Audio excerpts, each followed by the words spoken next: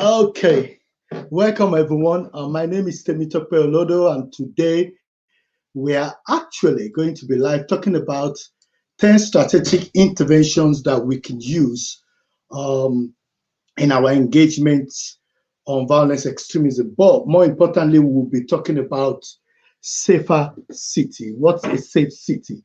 That is the discussion today. And if you could just bear with me for 2 minutes, I will be back.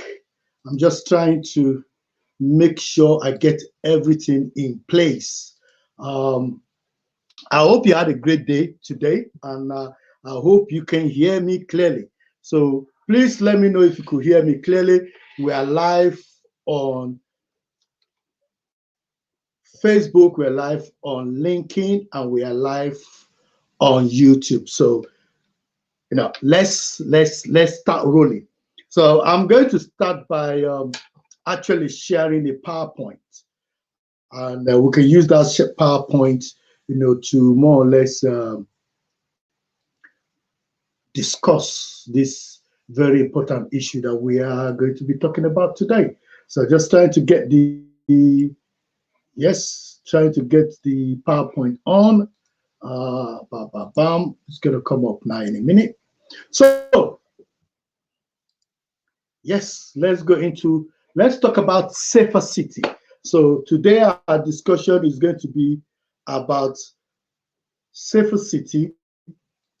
More or less, why is it important that we talk about safer city?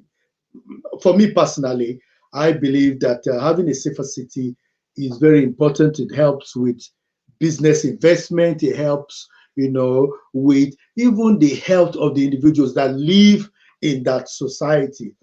So having a safer city is very, very important. And I'm looking at it from an African perspective. So please bear with me.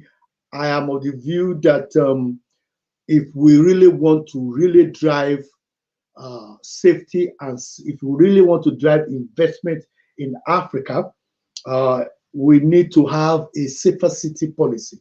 So from Kenya, from Nairobi, to Cairo, from Cairo to Abuja, Abuja to Lagos. Every one of them sometimes are talking about um, developing a smart city. But I've hardly heard of people, in Johannesburg or in Nairobi talking about a safer city. What's a safer city? And I think that is what we're going to be talking about today, because I just felt there is need for us to have this conversation about a safe city. And when we discuss the issue of safe city, or safer city as they call it, we could then discuss the kind of violence extremism that is available in those kind of environments, and how actually those could be dealt with. So if it's drug abuse, if it's terrorism, if it's armed robbery in Nigeria currently, it is kidnapping, baby factories where they're taking late girls off the street, adopting girls, or young girls, adopting them from the streets, turning them into baby factories. Those are the kind of discussions that we are going to have today. And if you're watching me right now, and you're like, okay, what is this all about? Call your friends, like this page, share this page, and send me comment, ask me questions, because that's what I'm here for us to discuss those questions. So, what is a safer city? A basic definition of safe city is a proactive, reduced urban crime initiative. That's the word I will use, where you try to deal with antisocial behavior, street robberies, burglaries, things that will give your city a bad name, things that will make it difficult, or things that will make it difficult for visitors and even people within that city to have peace of mind of staying in that city. So if you want to build a safe city, you need to have a combination of government, people, and technology working together. So it's a mixture of policing, technology, deployment of technology, tools that could help create a safer city and having an offender management system where you are able to rehabilitate individuals who might actually go into a life of crime. We're going to be talking about the kind of initiative that could be used. So, for example, I'll give a classic example is that when you look at UK, for example, they have a system that has been running for quite some time where they've been doing what we call a knife amnesty and asking people to drop knives, drop knives and things like that. Those are initiatives that you could bring into a safe city to make your city safe. Even they create what they call safe space, where if you get in trouble, you could enter into those premises and you could be safe in those premises. So those are the kind of initiatives that could be embedded within a safer city. So safe cities proactively reduce urban crime. So you want to reduce crime within the urban area. So that is what a safe city is. Now, there are certain key elements that you must see in a safe city. You must have an integrated system, where you are able to share infrastructures, you are able to look at different components coming together to make sure that things are working. And that takes us into the multi-agent cooperation. So the left hand must know what the right hand is doing. In the event of a disaster, communication is smooth. People are able to move quickly, swiftly to address issues. Not that children are adopted from their school like it happened in Nigeria, and there is no prompt arms response. Everything is more of a fire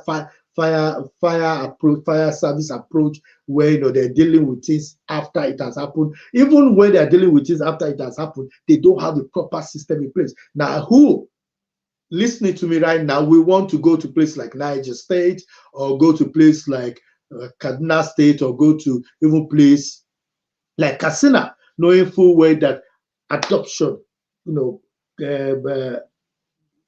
adoption, kidnapping can happen instantly at any point in time. So those are the reasons why we need to have a situational environment, situational awareness, where we're able to gather intelligence, work together, and those are elements that must exist within a safer city. You must have CCTV working.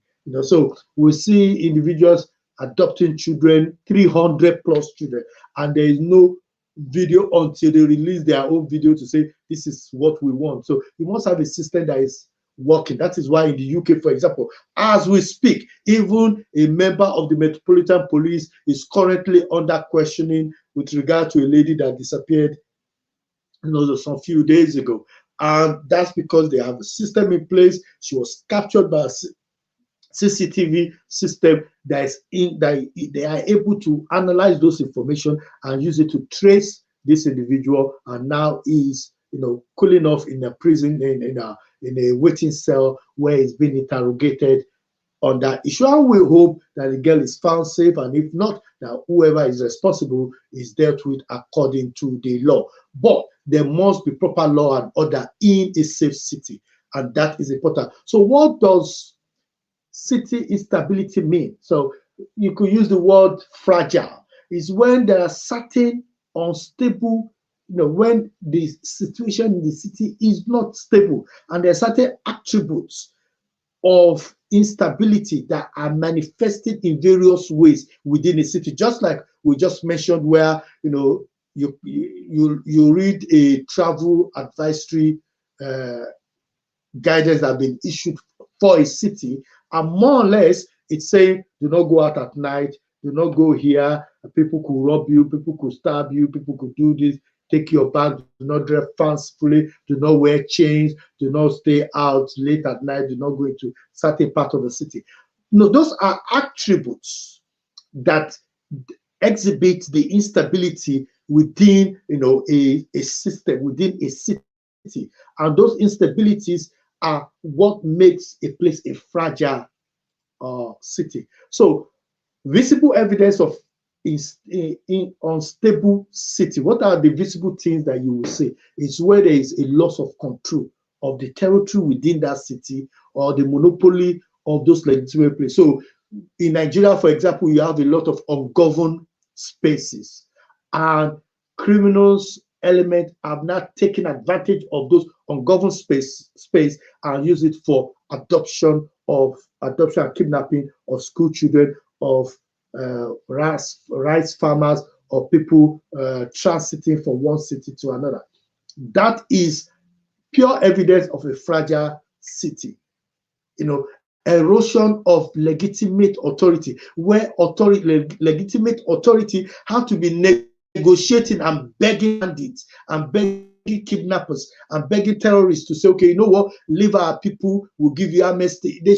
A legitimate authority should be in a position of strength where they are able to dictate law and order. But when legitimate authority are saying, if the security agencies are unable to arrest the insecurity in their city or in their state, they will continue to negotiate with bandits. That should be unheard of and should not be happening. But here we are. It's happening in some cities across Africa, and I'm using Nigeria as an example because I'm familiar quite well with the situation there. So, and it's an inability to provide reasonable public service. So, public service are non-existent. So, lack of water, lack of electricity, lack of good roads, lack of communication. So, lack of police services, those are things that should be readily available to the citizens. When those things are reasonably available, people start trying to provide their own services, and then here we are. Some people are unemployed, don't have ways of doing things, of getting by on a daily basis, and then they say, you know what, maybe we should go into kidnapping, maybe we should go into robbing, maybe we should go into all these antisocial behaviors, and that will cause trouble. We know that in northern Nigeria and some places in Africa, the abuse of drugs had more or less risen now to a high level that government is trying to arrest it, and they've not actually been successful enough to arrest it. So when you have a combination of unemployment with youths, there are a large explosion of youths and youth taking drugs, then all kind of vices would happen there. So then let's go into violence extremism. FBI have actually helped us in defining what violence extremism is. It is encouraging, condoling, justifying, supporting the commission of violence act to achieve political, ideology, religious, social, and economic goals. So just like we've mentioned earlier, when all these things are happening, all these services are not provided, and people then gather themselves together and decide to carry out acts that create violence extremist act like terrorism, kidnapping, hybrid bandits, then we have a serious problem in our hands. We have a serious problem in our hands. So how do you counter this? How do you counter this violence extremism? How do you counter violence extremism? You could counter violence extremism in different ways, and more or less some of the things I'll be talking about here are things that should be available in a safer city strategy. So the first thing is that you must have a safer city strategy, and within that strategy, you must define what are the 5, 6, 7, 8, violence acts within your city or within your state that you think you need to address.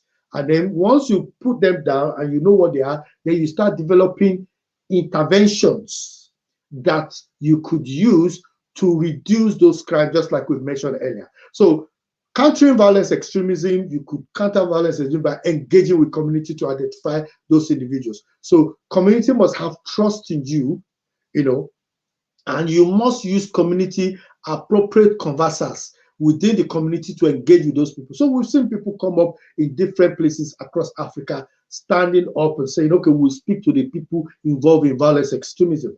And if they have credibility, then government should encourage them to engage, because one of the things that is important is that any violence extremism strategy should be people driven. So just like I said, the community must own the countering violence extremism policy. If community do not own it, the community cannot take it forward. And that's what we've seen, for example, in Nigeria, where the government have come up with what they call Operation Safe Corridor, which is a de-radicalization project. And the problem with this de-radicalization project is that The military are the ones identifying the people that need to be de-radicalized. They are the one de-radicalizing them, and they're the one declaring them as de-radicalized.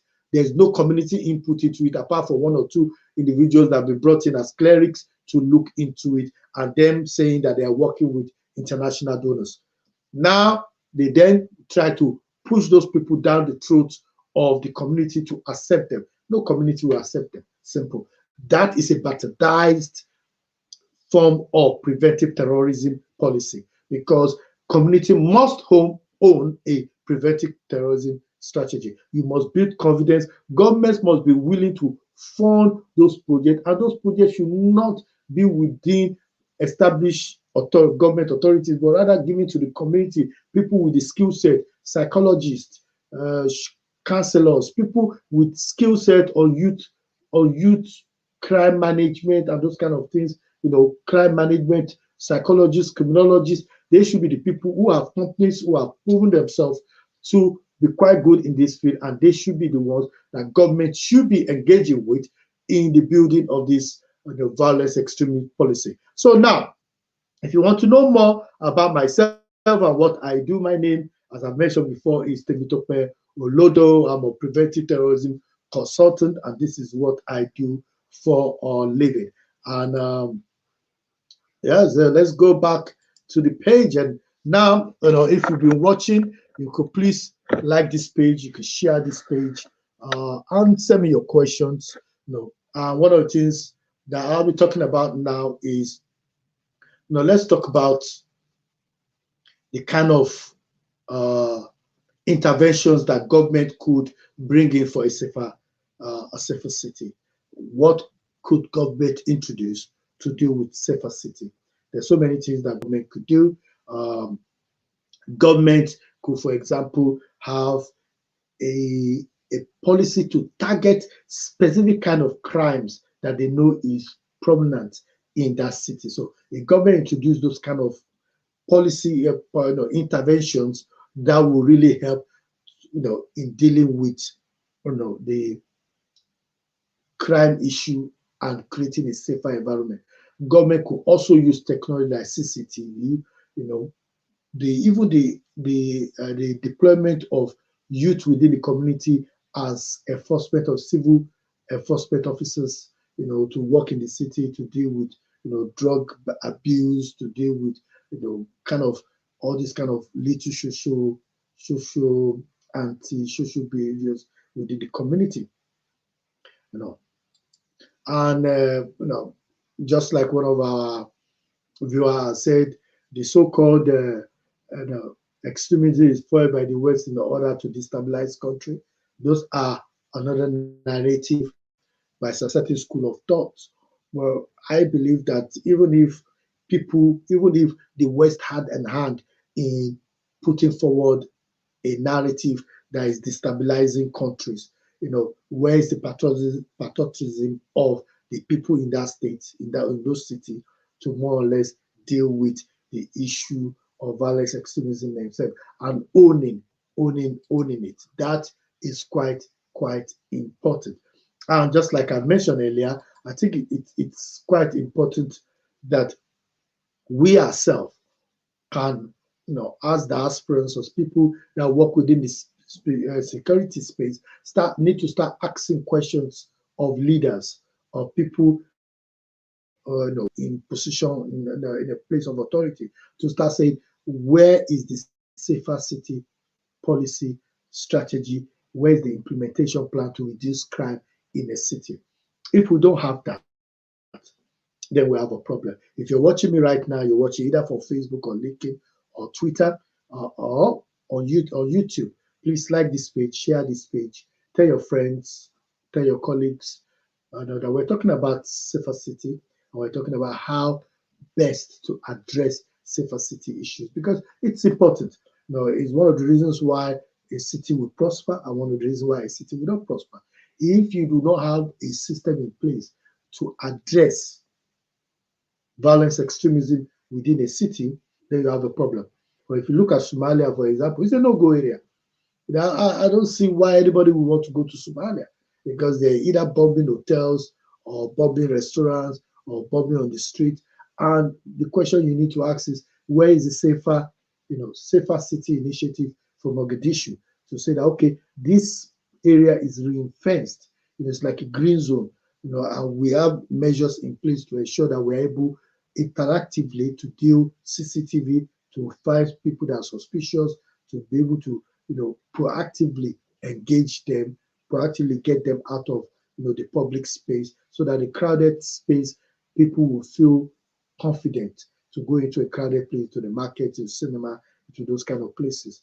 And dealing with the narrative of El Shabaab, dealing with the narrative of Boko Haram, because even as we speak in Nigeria, in Somalia, and in other places, where we have challenges like the Muslim Brotherhood, in Egypt and other places where we have radicalization going on, I've not seen a government targeted approach to deal with radicalization. I've not seen it. So as we speak, government have not actually gone out of their way to develop a counter narrative which they are pushing out there to deal with violence extremism.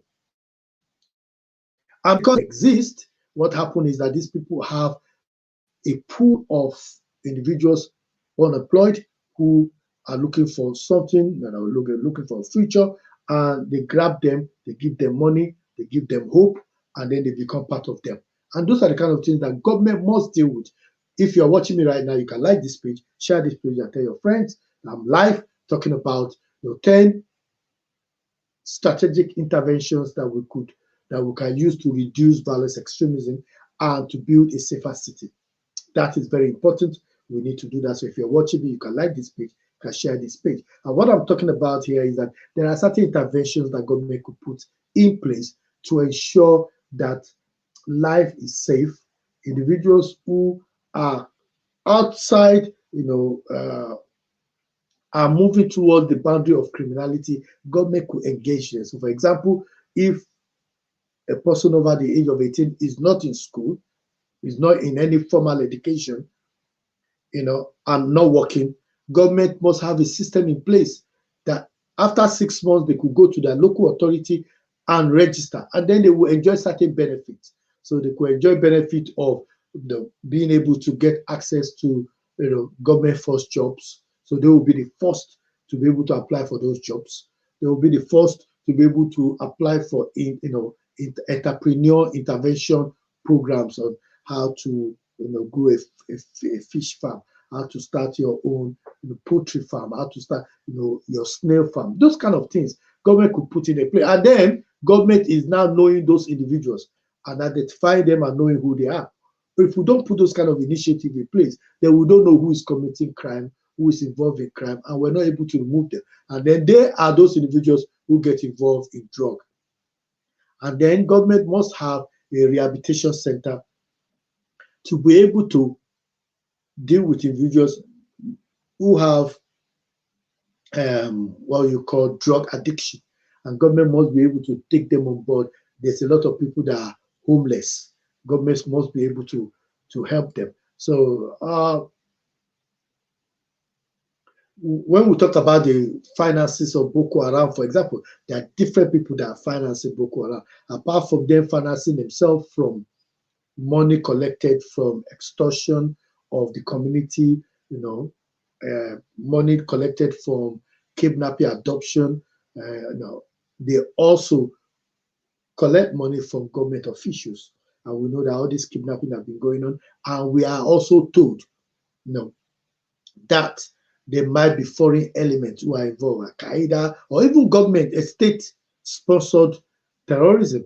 So I will not, because there's been a lot of write-up about it, and if it's something that people are interested in us talking about at length, I'll be more than happy, to have a program dedicated to looking at who is actually funding, Boko Haram, because that is quite important, because Boko Haram is inter-country terror group that I could call it a West African Shia terror group who is attacking Niger, attacking Cameroon, attacking Chad, and attacking Nigeria. That's 4 countries that they actually have their tentacles. But we should not forget also that they are also visible in Mali, where they get training, and they are visible in Libya. So there is, Boko Haram is not a small fish, not to talk of ASWAP also that exist. There's some other splinter groups that exist in these places. So safer city, if we want a safer city, then we must have a policy in place. We must develop a policy, and we must have interventions and implementation plan to make sure that we reduce crime in an urban area. And once we identify what the kind of crimes are within an urban area that we need to reduce, then we need to bring in the stakeholders on board to buy into that safer city strategy, and then have an implementation plan. But you must also have what you call a partnership, group, made up of individuals, conversants, people who are known in the community, who could look at individuals who have been involved in all kind of violence, extremism, and actually look at interventions that could be put in place. And we all need to be involved in the development of a safer city strategy. And if you live in a city where they don't have a safer city strategy, then this is something that you need to send, to your local authority officials, and say to them, Temitope Olodo was talking about safer city strategy. We need to develop one for our city. We need to be able to keep our city safe, and we need to look at those elements that are making our city unsafe, and develop appropriate tailored interventions to deal with them. That is quite important, because if we don't have that in place, then it's going to be very, very, very difficult. If you're watching me right now, tell me where you're watching from.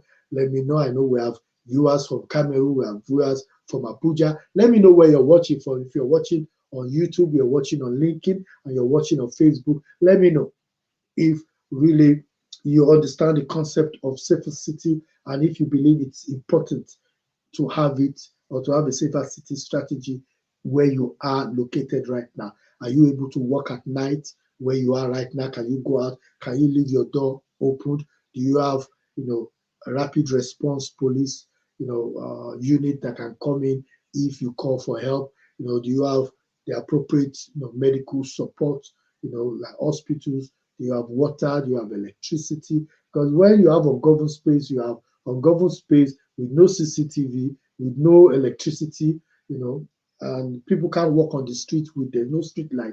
Then you have a combination of explosive situation.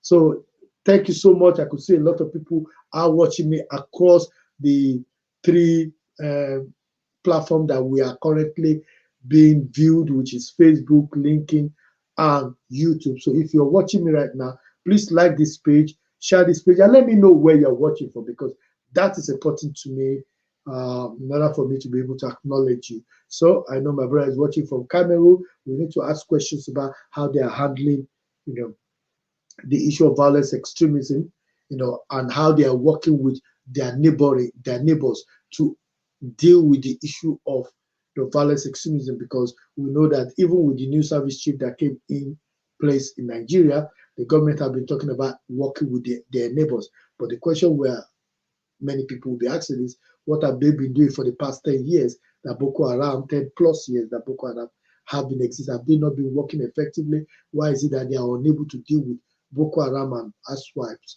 who are causing havoc? And the same thing is happening in, in Kenya, in Eritrea, in Somalia. Those are neighbors, Uganda, who are providing support, to Kenya, to Somalia, to be able to deal with the issue of El Shabaab. And what are they doing? What lessons can we learn from East Africa? What lessons can we learn from West Africa? What lessons can we learn from North Africa and even South Africa to deal with the issue of violence, extremism, and building a safer city? Because Africa has a lot of things that the world should see. They have very good, hospitable individuals, society and community. They have lovely cities, lovely, rich in history of culture that people should tap into.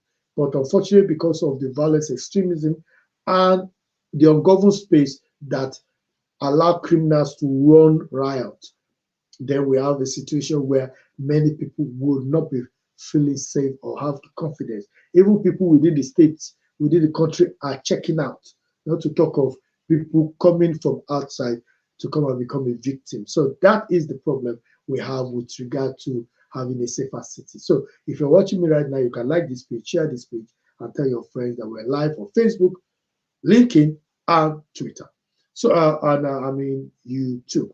So let me recap.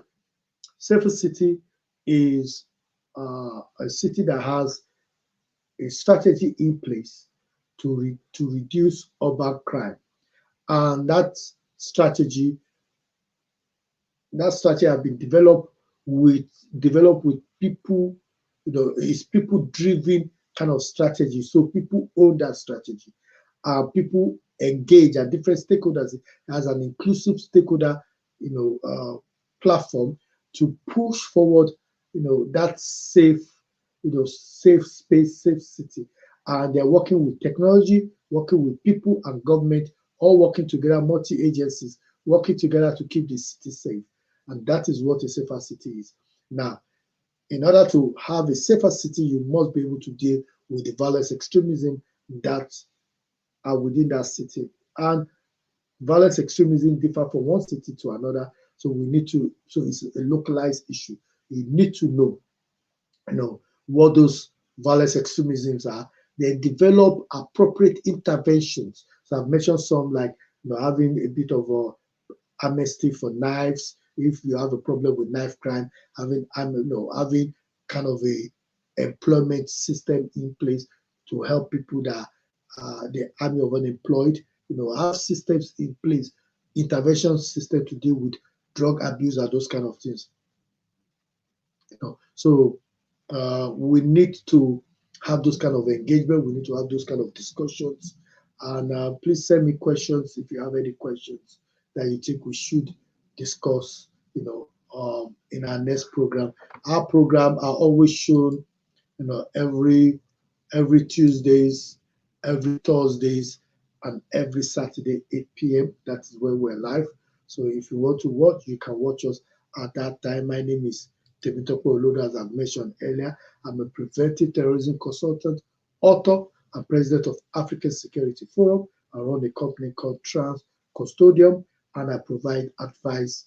If you want advice on how to keep your family safe, how to set up your business in Africa, you want to know more about how to go about that, I provide those kind of information and research work.